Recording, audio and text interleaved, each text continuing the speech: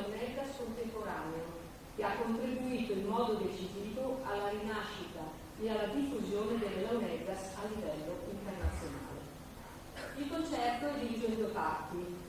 La prima è dedicata in particolare alla musica religiosa e ha per titolo il Solus d'Ecclesia, ossia i suoni di chiesa, mentre la seconda parte ha canti e danze popolari della Sardegna. Il maestro Luigi Lai racconta: la prima volta che sentii le Launegas avevo 8 anni. Chiesi cosa fosse quel suono meraviglioso a me sconosciuto. Fu amore a prima vista. Sono passati molti anni da quel momento ed oggi eccomi qua, ad onorare quello strumento e quella musica a cui ho dedicato la mia esistenza. Signore e signori, il maestro Luigi Lai.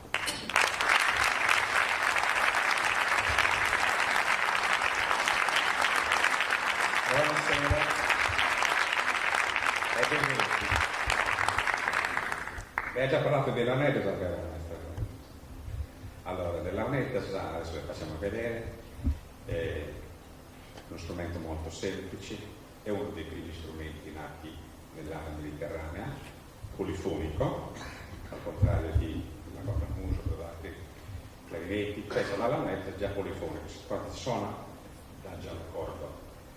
Stasera, oltre che fare un sentire motivi religiosi e danze e qualche canzone anche sarda e non, faremo anche vedere i tipi di launegas. La launegas non è solo uno strumento, sono moltissimi strumenti.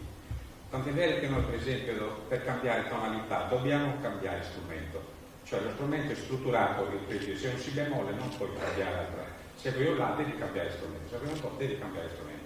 E non solo. Ci sono per esempio le famiglie, che è diviso in famiglie, c'è la famiglia dei Fiorassio, famiglie di Punto d'Orcono, famiglie di Spinello, che è famiglia di Tigliano. Ognuno fa parte a sé, non è che quello che fai con uno non lo puoi fare con l'altro.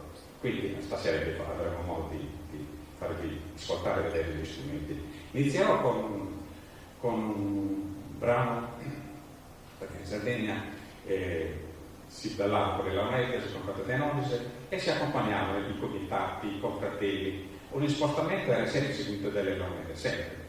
Si accorre così per Sant'Efisio che ogni spostamento che fanno i comitati ci deve essere preceduto della Launegas. Allora io stasera con questi tiri corti, così abbiamo modo anche di sentire parecchie di cosicine, se si fa cose molto lunghe, e inizierò con accompagnamento dei confratelli.